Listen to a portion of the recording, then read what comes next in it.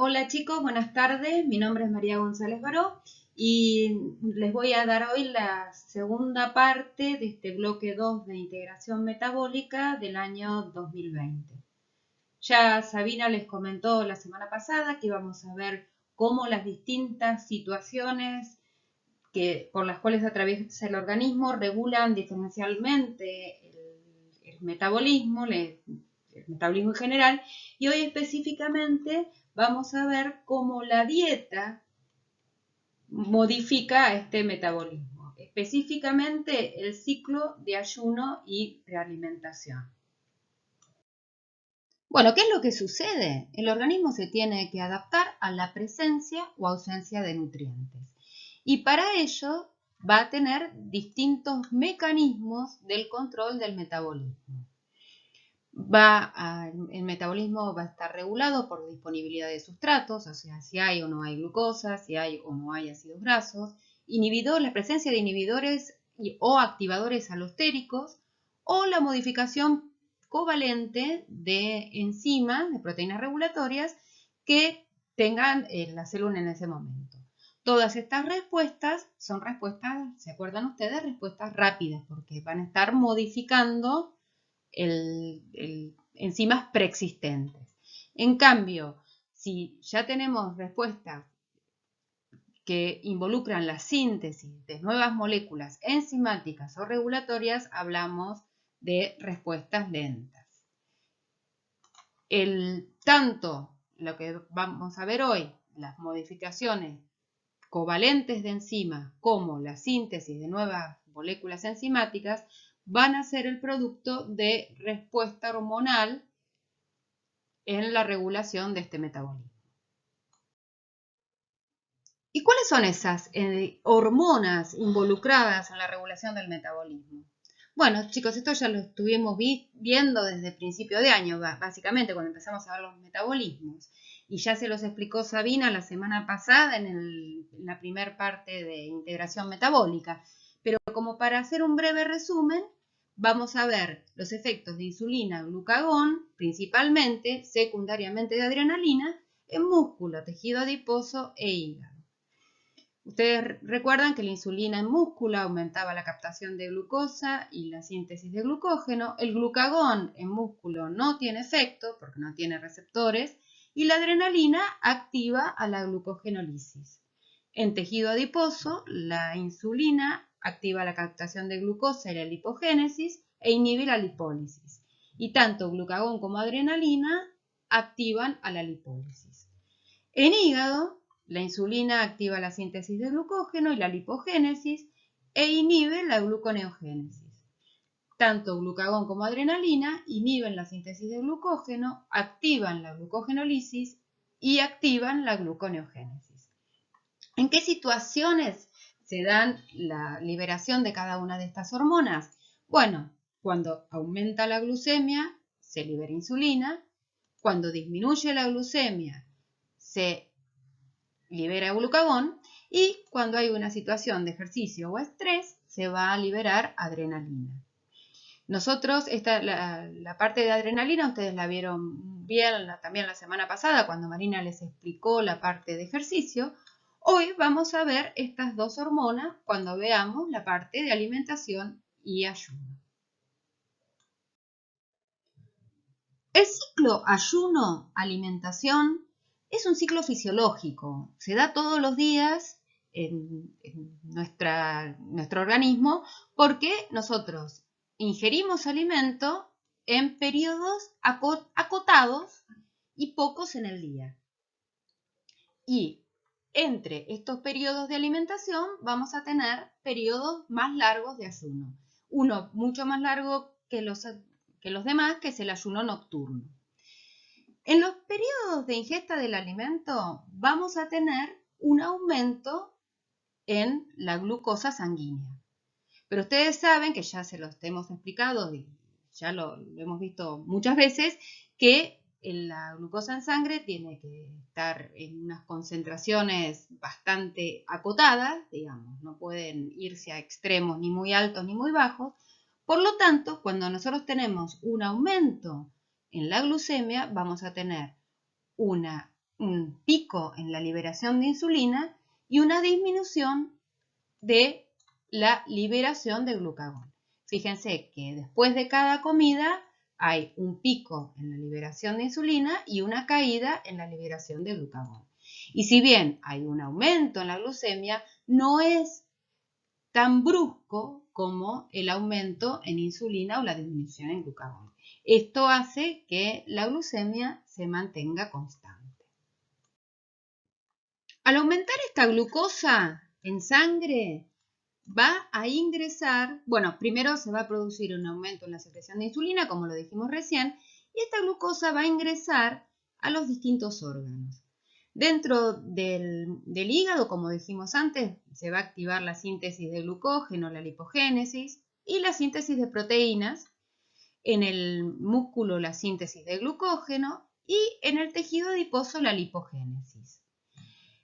Por otro lado, bueno, también vamos a tener un aumento de los lípidos dietarios que van a ser transportados en forma de kilomicrones y al metabolizarse estos kilomicrones, los ácidos grasos van a ir hacia tejido adiposo para ser acumulados como triglicéridos y para el músculo y otros tejidos para que sean utilizados como fuente de energía.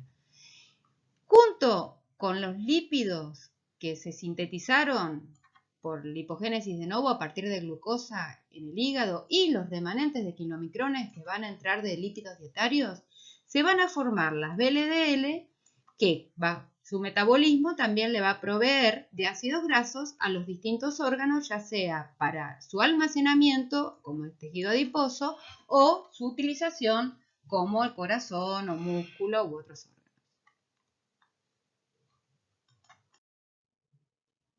¿Y qué sucede en el hígado? Bueno, en el hígado entonces vamos a tener un aumento de la entrada de glucosa, un aumento en la glucosa 6-fosfato que va a tener como fin la síntesis de glucógeno o la glucólisis para sintetizar piruvato.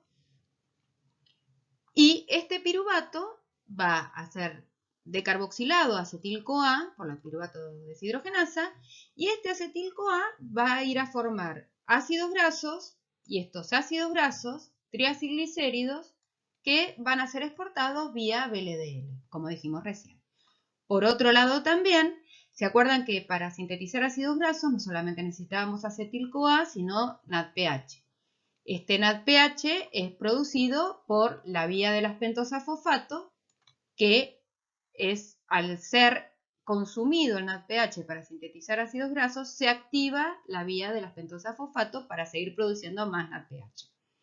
Por otro lado, este aumento de acetil-CoA activa a la síntesis de colesterol vía la hidroximetilglutaryl-CoA citosólica.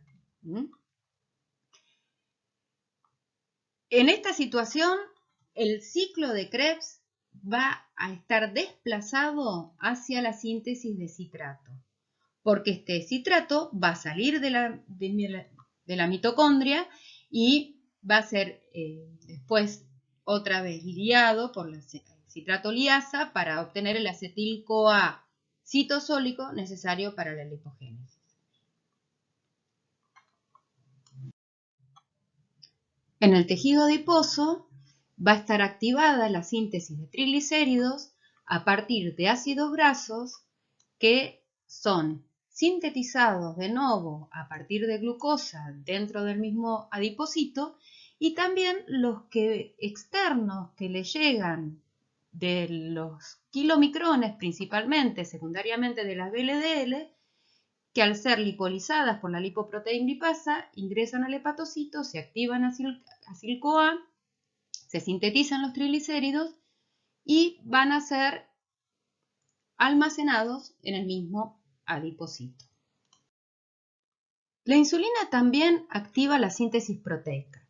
Ya se los explicó Sabina el otro día cuando hablaban de los efectos de la insulina y ella les comentó que la insulina vía la PI3K y AKT activan a una quinasa, que es el complejo mTOR, y ese complejo mTOR activaba también la síntesis de proteínas. ¿Cómo es eso? Bueno, este complejo mTOR va a favorecer la síntesis de ribosomas, la activación de los ribosomas y la desinhibición del complejo de iniciación de la traducción. O sea, va a activar la síntesis de proteínas y el crecimiento celular de una manera traduccional, a nivel traduccional. Pero bien, esta quinasa mTOR no solamente es activada por insulina u otros factores de crecimiento que actúan vía PI3K, sino que también es activada por la presencia de aminoácidos, en especial leucina y otros de cadena ramificada. Por eso ustedes vieron que en algunos gimnasios les ofrecen una mezcla de aminoácidos de cadena ramificada como suplementos nutricionales que favorecen el aumento de masa muscular por la síntesis de nuevas proteínas.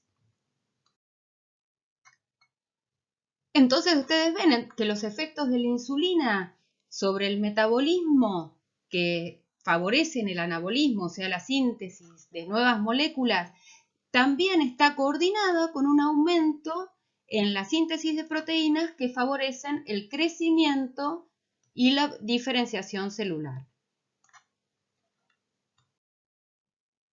Unas horas después de la última ingesta, baja la glucemia y el organismo tiene que adaptarse a un estado de ayuno.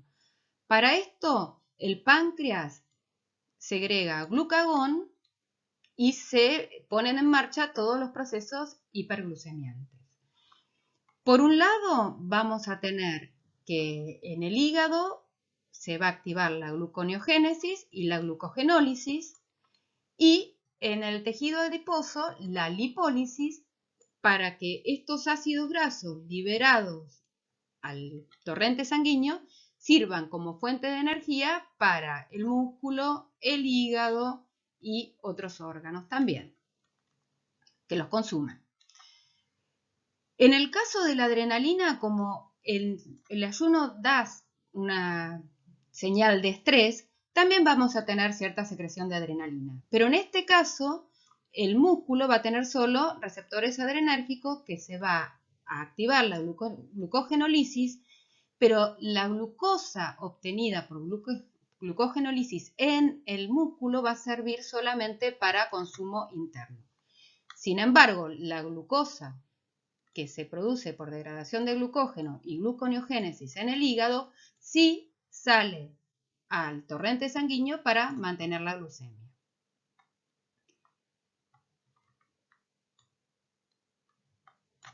Por otro lado, desde el músculo también vamos a tener sustratos gluconeogénicos como la alanina y el glicerol, que proviene de la degradación de los triacilglicéridos de tejido adiposo, también va a ir a hígado como un sustrato gluconeogénico.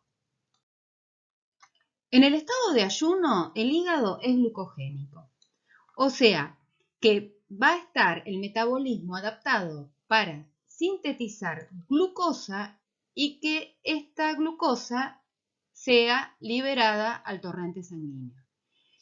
¿De dónde proviene la glucosa? Del piruvato.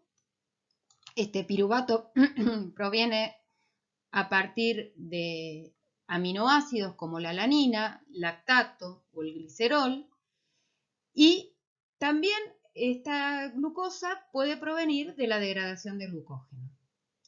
Por otro lado, la energética del hepatocito está cubierta por los ácidos grasos que le vienen desde tejido adiposo. Estos se van a beta-oxidar acetil-CoA y este acetil-CoA va a entrar a ciclo de Krebs para producir dióxido de carbono y agua y NADH y FADH que van por vía de la cadena de transporte de electrones, fosforilación oxidativa, para proveer de ATP.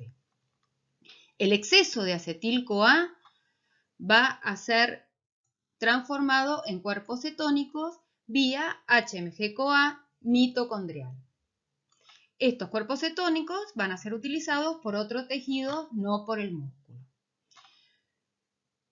¿Cómo este piruvato va a ser utilizado como sustrato gluconeogénico? Bueno, porque a este nivel vamos a tener inhibida la piruvato deshidrogenasa y activada la piruvato carboxilasa. Fíjense que los intermediarios del ciclo de Krebs van a estar desplazados hacia la síntesis de oxalacetato como sustrato para la gluconeogénesis. El tejido adiposo va a estar en un estado lipolítico en donde los triglicéridos van a ser degradados a ácidos grasos y a glicerol. Los ácidos grasos van a ir al músculo y otros tejidos como fuente de energía y al hígado como sustratos para la cetogénesis. En el caso del glicerol va a ir al hígado como sustrato gluconeogénico y el ciclo de Krebs va a estar provisto por el acetil-CoA que proviene de la beta-oxidación de los ácidos grasos. Bueno, ¿qué sucede cuando se vuelve a ingerir alimento después de un periodo de ayuno? Bueno, se entra en el estado de renutrición. El páncreas secreta insulina y el metabolismo de los lípidos se restablece inmediatamente. O sea, la glucosa que ingresa en el hígado entra a glucólisis, se sintetiza acetil-CoA y se sintetizan ácidos grasos triglicéridos que son acumulados en tejido adiposo, llevados a tejido adiposo y a otros órganos. En cambio, la síntesis de glucógeno, la glucosa que participa para la síntesis de glucógeno, no proviene de glucosa que viene de la sangre, sino que sigue siendo gluconeogénico en los primeros estados de renutrición para sintetizar la glucosa. El ayuno puede tener distintas fases. La fase 1, que se considera el primer día de ayuno, es similar al ayuno nocturno. Ustedes recuerden que el ayuno nocturno es un ayuno fisiológico, no es patológico. El hígado es gluconeogénico, hay un inicio de lipólisis y como sustratos gluconeogénicos se utilizan proteínas no esenciales, que no se utilizan porque no se está ingiriendo alimentos del epitelio intestinal, enzimas pancreáticas, etc. La fase 2, que dura días, el objetivo es preservar las proteínas esenciales y musculares. Entonces, se activa mucho la lipólisis y el hígado se vuelve cetogénico. Y se sintetizan cuerpos cetónicos ¿para qué? Para los órganos que puedan utilizarlos. Principalmente, en un principio, el corazón y el músculo. Y con los días, el cerebro se va a ir adaptando a la utilización de cuerpos cetónicos.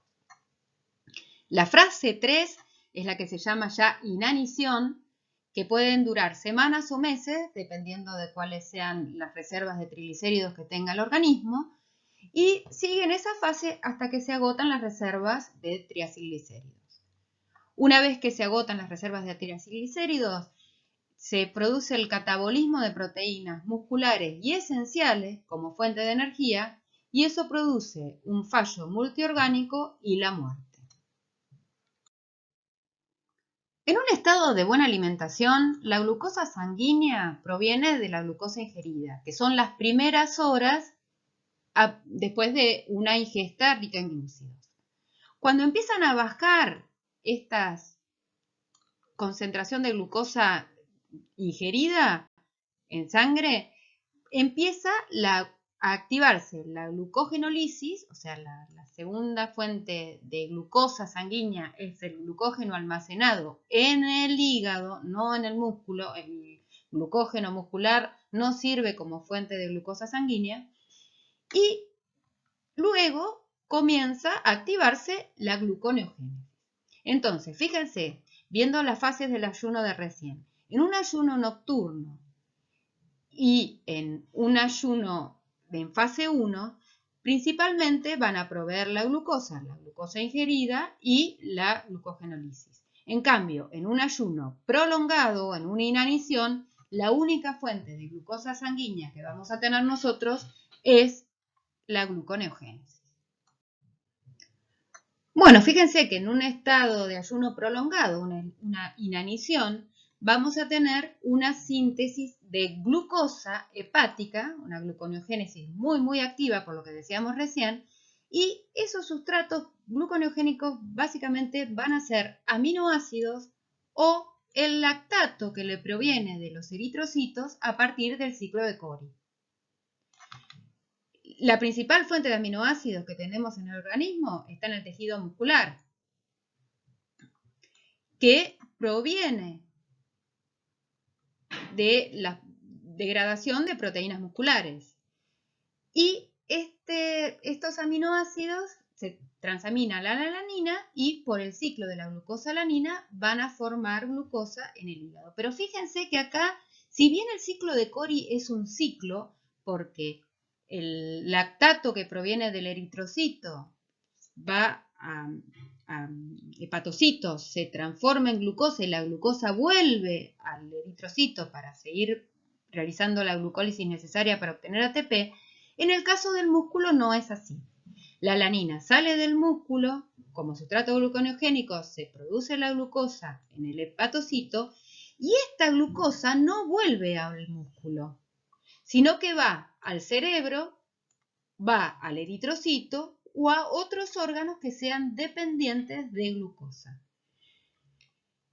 En el caso, otra característica que tiene el ayuno prolongado es que la glutamina es parcialmente degradada a nivel del epitelio intestinal, en un ciclo que se llama la glutaminólisis. Entra al enterocito, se forma el ácido cetoglutárico, entra por intermediarios del ciclo de Krebs, sale de la mitocondria, piruvato transamina alanina y la alanina vuelve al hígado para ser sustrato gluconeogénico.